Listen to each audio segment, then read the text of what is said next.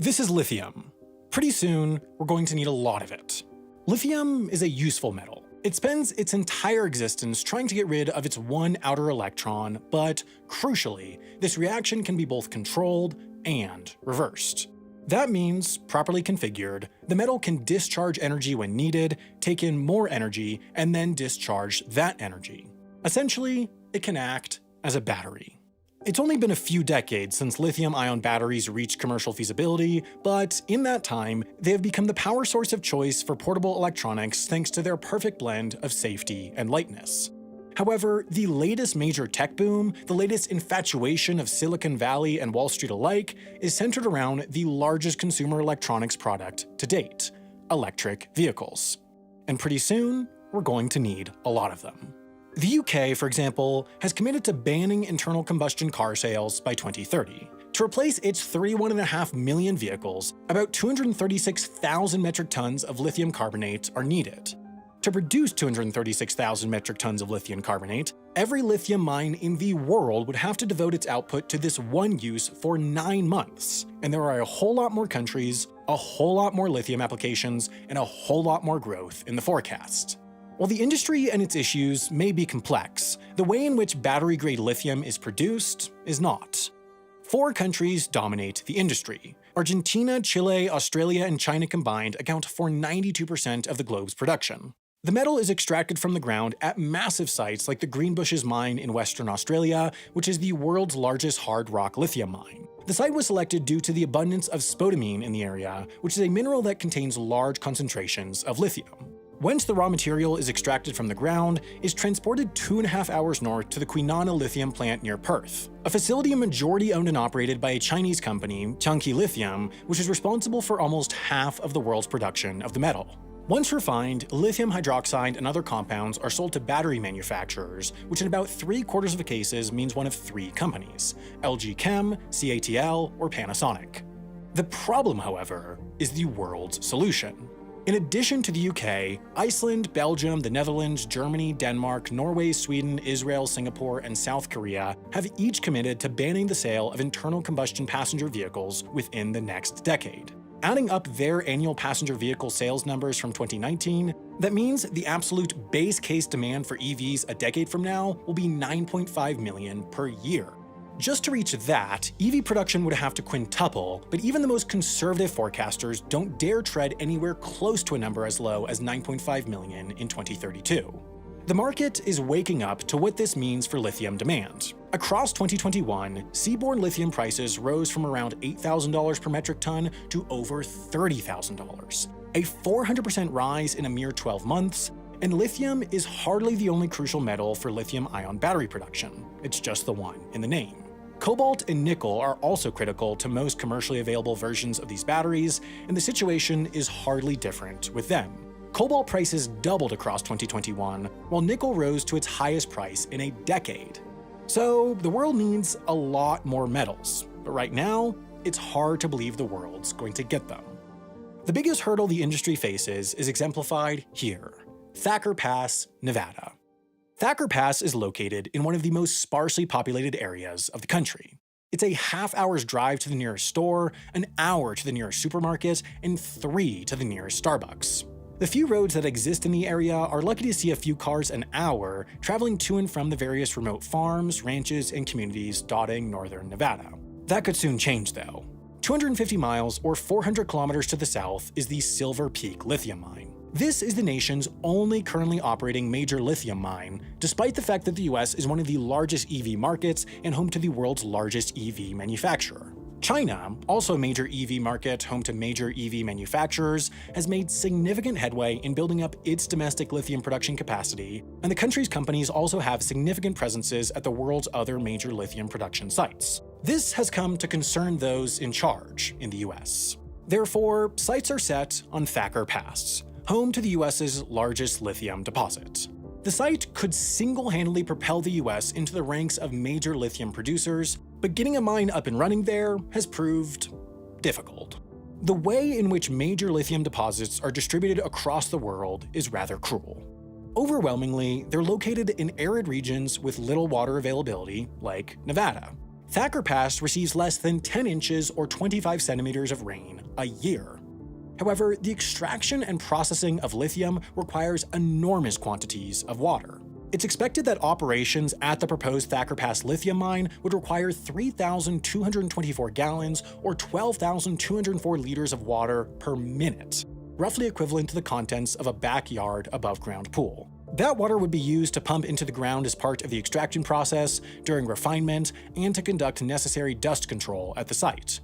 To get this water, the mine would have to pump it out of the ground using wells, but every acre-foot of water in the area is strictly allocated given the degree of scarcity. So the mine has to buy up water rights from others in order to gain the legal right to use it. What that means, however, is that there's a direct trade-off between one use and another, and in this case, the other use is predominantly ranching and farming, two key tenets to the local economy. In addition, there's a chance the project could do far more to further the inaccessibility of water in northern Nevada. The U.S. Bureau of Land Management's environmental impact study for the project found that it presented the distinct possibility of leaking unacceptable levels of arsenic into the area's groundwater table, which could take the entire region's water supply offline for hundreds of years. In an area where the availability of water undergirds almost all economic activity, that has people seriously concerned. The issues only compound on top of that. As Thacker Pass is, of course, a mountain pass, it acts as a wildlife corridor between the Double H and Montana mountains, two biodiversity hotspots. Therefore, the environmental impact study found the project likely to destroy or deteriorate thousands of acres of habitat used by the pronghorn antelope, sage grouse, golden eagle, and other unique species. For interrelated reasons, the project also has a number of local indigenous tribes concerned, the most vocal of which is the Fort McDermott Paiute and Shoshone tribe. They say that during the era of American soldiers rounding up and shipping indigenous people off to reservations, two of the tribe's families hid out in the shelter Thacker Pass provided, so they directly attribute the continued existence of their tribe to the area. In addition, they consider the pass a sacred site, in part because of a historic massacre they say occurred there. This assertion, however, was directly challenged in a court case related to the mine project, and the judge rejected the claim, citing a lack of evidence. To add to their opposition, the tribe put forward evidence linking the development of similar resource extraction projects, which are predominantly staffed by men, to increases in the rape and murder of indigenous women in nearby areas. Even just looking at these few headline issues, it becomes clear that the Thacker Pass lithium mine project is mired in a nearly insurmountable web of controversy and conflict, and it's hardly alone in that status. Much of the evidence opponents to the Thacker Pass mine have put forward is based on real-world experiences in the Lithium Triangle, the nexus between Chile, Argentina, and Bolivia that hosts some of the world's most productive lithium production facilities. An area in a similar situation, a remote arid landscape punctuated by small communities home to a historically oppressed indigenous population, the Lithium Triangle has seen an economic boon, but it's come at the cost of environmental and cultural devastation. Just as the issues are not confined to one geography, they're not even confined to lithium alone. Some 70% of the world's cobalt, a crucial component to current battery tech, comes from the Democratic Republic of the Congo, the 8th poorest country in the world according to World Bank figures. While a majority of the cobalt mining is conducted by large mining companies with often shaky safety and human rights records, a concerningly large minority is accomplished through what's referred to as artisanal mining, a term defining the illegal, informal practice of individuals mining cobalt by themselves and selling it on to shady middlemen. The complete lack of safety standards or regulations in the sector means child labor and deadly mine collapses are rampant. For those that aren't directly injured or killed on the job, long-term exposure to cobalt mines has been linked to significant health effects later in life and fatal birth defects for children in the region. Altogether, there's almost no such thing as ethical cobalt. There's also almost no such thing as green lithium. There's little appetite anywhere to increasing lithium mining in the places where it's accessible, and little progress has been made in the DRC in making cobalt mining less socially disastrous. As demand for EVs and their batteries increases, getting more cobalt and lithium will be incredibly difficult. However, on top of that, getting more cobalt and lithium that's more ethical and green, or even as ethical and green, will be next to impossible. But to decarbonize driving, solutions must be found. One option, rather than finding more raw materials, is to need less of them. Of course, the way to do that is by making batteries better. The most promising short-term innovation that could fulfill that mission is solid-state batteries. Whereas traditional EV batteries have a liquidy, viscous lithium-based electrolyte, solid-state batteries rather use a solid metal composition as their ion transport mechanism. This switch has a number of benefits, including a higher safety profile that reduces the risk of fire and therefore reduces the need for expensive safety features. Solid-state batteries can also be made without cobalt or nickel, which eliminates two problematic and costly necessities in current battery tech.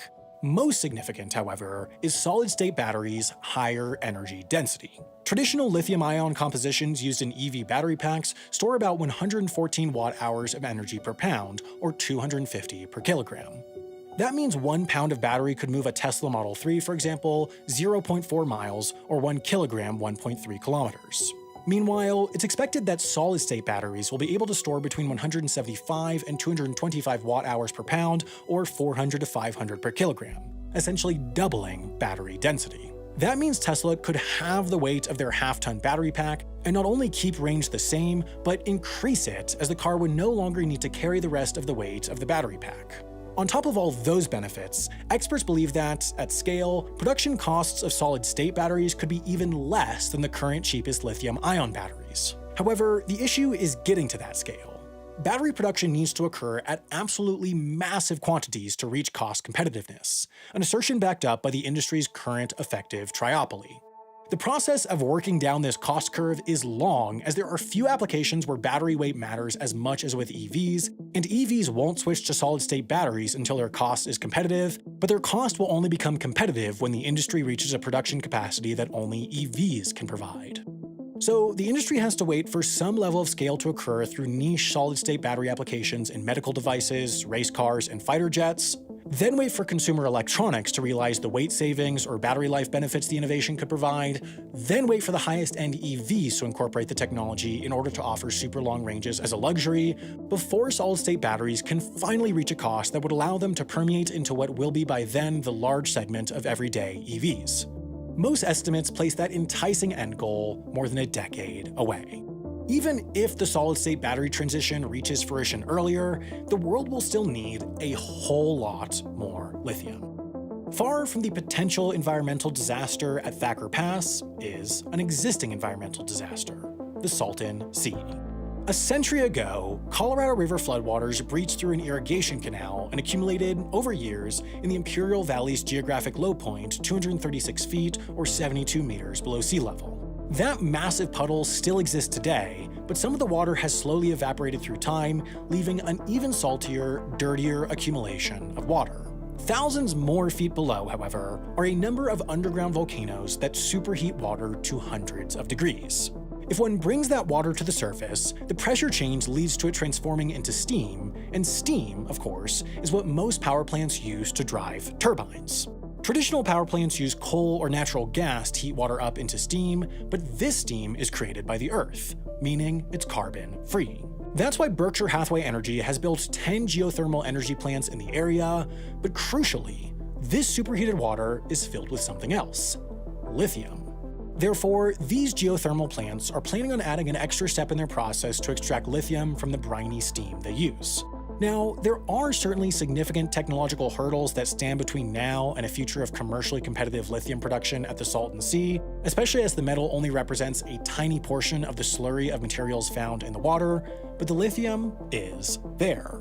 Berkshire Hathaway Energy, as the largest existing energy company working around the Salton Sea, is leading the charge thanks in part to a sizable federal grant and expects to have its demonstration facility up and running later in 2022.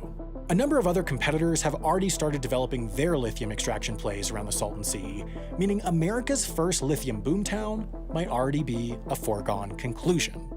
These are the kind of solutions needed as the world transitions to electric mobility. Electric vehicles, due to their reliance on batteries, are just dirtier than internal combustion vehicles to produce. That being said, the vast majority of emissions from cars, including from EVs themselves, come not from the production of vehicles, but from driving them. The science on the issue is sound. Electric vehicles, from production to use to scrapping, are responsible for about 75% less emissions than their internal combustion counterparts, even on current fossil fuel-based electric grids. Anyone who argues the opposite is either misinformed or attempting to disinform, and that gap will only widen as grids continue to decarbonize. However, there can be better alternatives to better alternatives. In the coming lithium gold rush, corners can and likely will be cut. The question the world will have to grapple with is whether it's worth destroying pristine environments like Thacker Pass in the name of environmentalism, whether slowing the issue on a global level is worth accelerating it on a local level. Then, when the answer inevitably gravitates towards yes, the world will have to grapple with who must confront that local devastation. If the answer continues to be to place the burden on the world's most vulnerable, then even if the steady march of climate change is curbed, will the world have truly succeeded in stopping its effects? Is it worth sending teenagers to die in a war to prevent the propagation of terrorist organizations? Is it worth depressing an economy to slow the spread of a pandemic? Is it worth allowing individuals to own guns for self-protection, even if it allows easier access for bad actors? Determining what is an acceptable sacrifice has historically led to some of the most contentious, perennial political issues in history. Here, it's happening again. The public needs to decide, with the fate of the world on top of them, how much bad should be allowed for the greater good. If you want to reduce your impact on the environment, one great place to start is with HelloFresh. HelloFresh is a meal kit service that ships all the ingredients you need for their recipes in exactly the quantities you need. The packaging is made out of 100% recycled content, and a University of Michigan study found that HelloFresh cut down on food waste by 25% compared to grocery shopping. That makes your meals greener, but on top of that, HelloFresh makes cooking a lot more convenient. Thanks to those pre-portioned ingredients, your shopping time becomes none and your prep time is reduced, so it means you can make fresh, home-cooked meals in less time. I love the concept so much that I used HelloFresh for almost a year before they came along and sponsored us, and still do to this day. For example, last week I had the Parmesan chicken with garlic scallions couscous and lemony roasted carrots for dinner, which, as always, was delicious. And HelloFresh also makes things easier for you if you're counting calories, since they just tell you the nutritional info for each of their meals. No more adding up all the ingredients or approximating. Altogether, I love HelloFresh since it reduces my dependence on unhealthy and expensive freezer and delivery food and helps me free up time, so I'd encourage you to try them out. Click the button on screen or go to HelloFresh.com and use code WENDOVER16 for up to 16 free meals and 3 surprise gifts.